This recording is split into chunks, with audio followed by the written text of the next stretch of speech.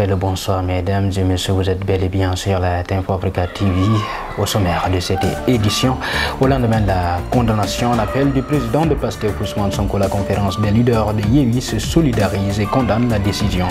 Tour à tour ce mardi en conférence de presse, les opposants au régime en place campent sur leur position. La justice a tout simplement suivi une jurisprudence, explique Maître Olivier Sur, un des avocats du ministre Mbaye Niang. D'après cet avocat au barreau de Paris, la justice pouvait suivre le réquisitoire du parquet. Enfin, Ousmane Sonko, puisqu'il s'agit de lui, le maire de Ziguinchor, a réuni ses conseillers municipaux ce lundi. Le but, c'est d'essayer de planifier l'élaboration des différents chantiers de la commune. Les pages internationales et sportives viendront ensuite clôturer ce journal. Voilà pour le sommaire. Le développement, c'est tout de suite. Mesdames et messieurs, bonsoir. La conférence des leaders de Yewwi Askan Wi a fait face à la presse ce mardi pour se faire entendre sur l'actualité politique du moment. Une occasion pour ces leaders de sauver les meubles 24 heures seulement après la condamnation du président de Pastef Ousmane Sonko. Ensemble, nous suivons Khalifa Sall. Ce pays vit aussi une situation particulière qui n'est pas nouvelle. Depuis 2012, ce qui caractérise la vie des populations sénégalaises, c'est une pauvreté accrue, c'est un nivellement par le bas, c'est des conditions de vie difficiles, mais surtout dans l'expression des libertés et de la vie quotidienne, c'est un harcèlement permanent. C'est cette condamnation lourde qui a été prononcée à l'encontre de Ousmane Sonko. Yewwi Askan Wi xam ni Ousmane Sonko ci ñun la bokk. Depuis 2021 ñoo ànd ak moom di xeex. Ci xeex boobu kenn mënu ko ci. Def na ci lu ne. Mais xeex boobu, faut pas que les gens pensent qu'on personnalise Ousmane Sonko, mais ñëpp la, ñëpp ñoo xam ne dañu nekk ci kaawu ñu di leen gund xataal ak a sonal. Mais il symbolisait ce combat. Et aujourd'hui, li ko dal démb kenn mënu ko rafetlu, kenn mënu ko nangu, kenn mënu ko topp. Pour le président du grand parti, Malick Gakou, cette condamnation n'est pas une surprise. Il affirme que c'est une volonté manifeste du régime en place pour écarter le président de Pastef à la course pour février 2024. Vous savez bien que tout le monde attendait cette condamnation, qui ne surprend personne puisque c'était une volonté manifeste, pour ne pas dire désirée, du pouvoir pour empêcher au président Sonko de participer à l'élection présidentielle du 25 février 2024. Cette volonté de l'État s'est manifestée hier à travers le rendu de la justice. Et bien évidemment, nous en tant que frères d'armes, en tant qu'alliés, en tant que frères, tout simplement, et citoyens sénégalais, nous ne pouvons pas ne pas dénoncer cette situation-là, qui frappe un des nôtres, et pas n'importe qui parmi nous, pour ne pas dire un primus inter pares. Puisque, bien évidemment, empêcher au président Sonko de participer à l'élection présidentielle, c'est empêcher au président Sonko de matérialiser l'énorme espoir que des centaines de milliers de Sénégalais ont en sa personne et en son projet. Et cela est inacceptable et inadmissible et nous n'allons pas l'accepter.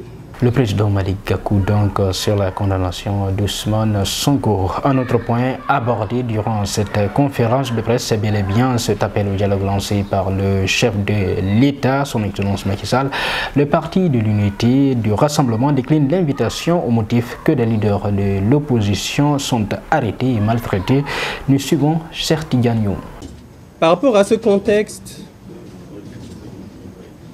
le parti de l'unité du rassemblement refuse catégoriquement et fermement de répondre à ce dialogue.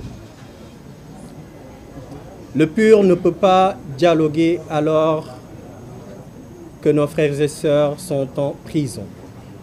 Le PUR ne peut pas dialoguer pendant que des leaders sont opprimés, des leaders sont bâillonnés, des leaders sont limite exterminés, pour ne pas exagérer. Au vu de tout cela, le Parti de l'Unité du Rassemblement refuse de répondre à ce dialogue sans terme, comme je l'ai dit, discourtois et inélégant. De quoi a-t-il peur le président de la République Macky Sall, qui est devenu en réalité un nœud de contradiction et d'incohérence? Depuis 2012, tout ce qu'il fait, il ne le dit pas, et tout ce qu'il dit, il ne le fait pas. Voilà quelqu'un qui joue, qui ne respecte pas le peuple, qui ne respecte pas les autorités religieuses, qui ne respecte pas les politiques, qui ne respecte pas l'opposition. Que faire avec une pareille personne? Soit-il le président de la République, le PUR ne peut pas répondre positivement à cet appel. Quelques heures seulement après le verdict qui met en suspens l'éligibilité d'Ousmane Sonko, le pôle d'avocat du ministre Maba Niang a fait une sortie pour écarter cette hypothèse du complot. Selon maître Pierre-Olivier Sur, la justice a tout simplement suivi une jurisprudence. Suivez. Ce que je veux vous dire, c'est que une nouvelle fois, la justice sénégalaise a statué avec indépendance et mesure. Indépendance puisque elle n'a pas suivi les réquisitions du parquet général, qui demandait une peine plus forte. Mesure, puisqu'on s'est limité aux 6 mois sursis, c'est-à-dire à la jurisprudence qui d'ores et déjà avait condamné des journalistes qui avaient indiqué que le ministre avait été épinglé par un rapport alors que c'était faux. C'est-à-dire que les juges aujourd'hui ont ni plus ni moins inscrit leur arrêt dans une jurisprudence préexistante, de telle sorte qu'en aucune façon on ne pourra dire que l'arrêt rendu aujourd'hui est un arrêt politique pour des causes politiques, mais au contraire un arrêt qui suit un droit fil jurisprudentiel. Alors, évidemment, c'est une décision mesurée, mais qui est tout de même très lourdement sanctionnatrice, puisque nul n'ignore qu'en vertu des dispositions des articles L29, 30, etc. du Code électoral, les conséquences pour la vie politique à venir d'Ousmane Sonko sont lourdes. Mais c'était inévitable, eu égard à la posture qui a été la sienne depuis le jugement qui l'avait très modérément condamné. Ousmane Sonko, maire de Ziguinchor, puisqu'il s'agit de lui, avait annoncé dans sa commune la construction de plusieurs sentiers dans le stade Jules-François Bocandé. Et ce lundi, le maire a réuni ses conseillers municipaux dans le but de tabler justement sur l'élaboration de ces différents chantiers. Le maire de Ziguinchor, Ousmane Sonko. Nous avons pensé que nous pouvons, dans le cadre d'un partenariat public-privé, mettre en place cette régie, qui est une bonne formule pour la réalisation qualitative et quantitative des travaux, mais également pour la création d'emplois. La seconde autorisation qui était demandée, c'était relatif à la concession du stade Jules-François Bocandé. Vous savez qu'on va lancer les travaux pour refaire ce stade et en faire un outil aux normes internationales, avec une pelouse synthétique, l'éclairage, notamment les projecteurs, les tribunes, le terrain de basket et l'espace réservé au handball et au volleyball. Et dans ce cadre bien précis, nous avons considéré qu'il fallait associer les associations sportives en leur concédant la gestion, ce qui nous permettrait d'être beaucoup plus à l'aise dans la matérialisation. La troisième, c'était une autorisation pour initier un certain nombre de procédures qui nous permettrait de freiner un certain nombre d'activités illicites que nous avons relevées, particulièrement sur le plan foncier, où il y a eu des agissements qui me semblent extrêmement graves dans la gestion des lotissements autorisés, mais également dans l'application de lotissements non autorisés. Ensuite, les agissements qui ont consisté à détourner un certain nombre de d'assiette foncière de leur objectif, notamment les zones d'équipement, les espaces qui étaient réservés pour des équipements.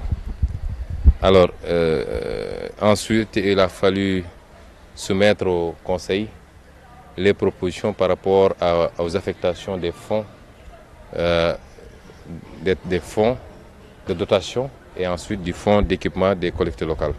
Le 8 mai 1945 à 23h01 exactement, l'armée allemande signait sa capitulation qui marquait la fin des combats du second conflit mondial. Depuis, ce jour est devenu synonyme de commémoration au Sénégal après la prise d'armes des éléments français. Le général de brigade Étienne du Pérou est revenu sur l'importance de cette date commémorative.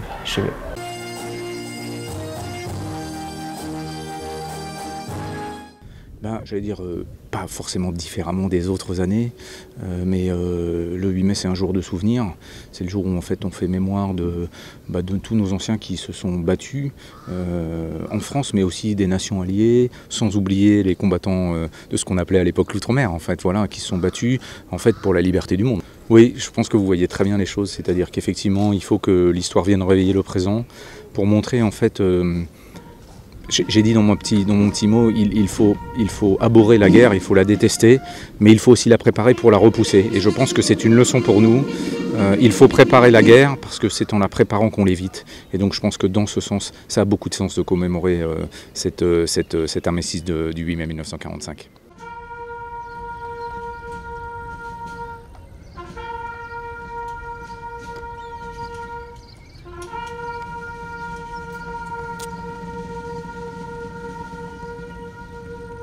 À présent, l'actualité hors de nos frontières au Nigeria, le résultat des élections fait l'objet de recours en justice. 4 jours après les inondations meurtrières dans l'est de la RDC, les recherches se poursuivent encore. 5 juges nigérians ont entamé lundi l'examen de plaintes distinctes déposées par l'opposition afin de contester la victoire du parti au pouvoir lors de l'élection présidentielle de février.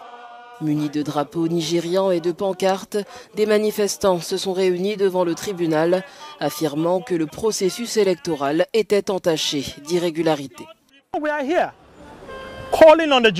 Nous sommes ici pour demander au système judiciaire de rendre justice aux Nigérians.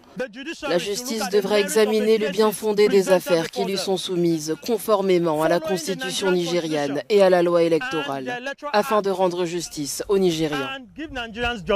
Des analystes et des observateurs ont rapporté que le scrutin du 25 février s'était largement amélioré par rapport aux élections précédentes. Néanmoins, les retards dans le téléchargement des résultats aurait pu donner lieu à des fraudes. C'était un vote sans précédent dans l'histoire du Nigeria. Et en fin de compte, il a fallu 5 jours à la commission électorale pour annoncer les résultats. Et les résultats annoncés ne reflétaient pas ce que nous avons eu dans les bureaux de vote. Et nous sommes fatigués. C'est la raison pour laquelle nous sommes ici aujourd'hui, pour dire au gouvernement nigérian, à la commission électorale et à la justice que la volonté du peuple doit être respectée. Nous voulons récupérer notre mandat car il a été volé aux citoyens nigérians. Des pétitions contestant la victoire de Bola Tinubu ont été déposées en mars par plusieurs candidats à la présidence. La Cour dispose d'un délai de 180 jours à compter de la date de dépôt des pétitions pour se prononcer. 4 jours après les inondations qui ont fait près de 400 morts dans l'est de la République démocratique du Congo, familles et secouristes ont continué lundi à fouiller les décombres à la recherche des près de 5000 personnes encore portées disparues. Des dizaines de corps ont été retrouvés dans les villages de Bouchouchou et Niamoukubi, dans la province du Sud Kivu, depuis jeudi. On serait très heureux de retrouver des personnes avec la vie, mais ce ne serait pas le cas. Il faut que nous rendre grâce au Seigneur qui a autorisé tout que cela se passe. Les rescapés ont une maladie de traumatisme. Ils sont trop traumatisés comme nous-mêmes ici. Et vous connaissez une personne traumatisée qui n'est pas accompagnée psychologiquement, c'est plus que la mort. Et quand l'autorité a décidé que la journée d'aujourd'hui soit décrétée une journée d'observation de deuil national, c'est pour nous une consolation. Des fosses communes ont été creusées au cours du week-end pour enterrer les corps retrouvés, dont un grand nombre de femmes et d'enfants, suscitant des plaintes de la part de certains groupes de la société civile qui ont déclaré que ces enterrements étaient indignes. À Nyamukoubi, un village touché par les inondations, les victimes ont reçu une aide gouvernementale comprenant des cercueils et de la nourriture. Selon le Bureau des affaires humanitaires des Nations Unies, quelques 3000 familles sont toujours sans abri. Sport à présent pour clore ce journal. Le duel Guédiawaye-AS Pikine qui s'est soldé par un nul et vierge au stade Abdoulaye Wade de Diamniadio le 29 avril dernier a généré 100 millions de recettes, lesquelles proviennent de la billetterie, des sponsors, des partenaires et des mécènes du club de la banlieue. Et après règlement des charges liées à l'organisation, le Guédiawaye Football Club qui recevait ce jour à domicile s'est retrouvé avec un bénéfice de 30 millions de francs CFA. Grosse affiche ce soir à Ligue des Champions. Le Real Madrid reçoit Manchester City au compte de la demi-finale aller au Santiago Bernabéu. La rencontre est prévue à 19h GMT. Mesdames et messieurs, voilà qui m'a fait à cette édition d'information. Tout le plaisir a été pour moi de vous servir. Restez bien entendu en compagnie des programmes de la Tempo Africa TV. L'information continue sur tempoafrica-mag.com.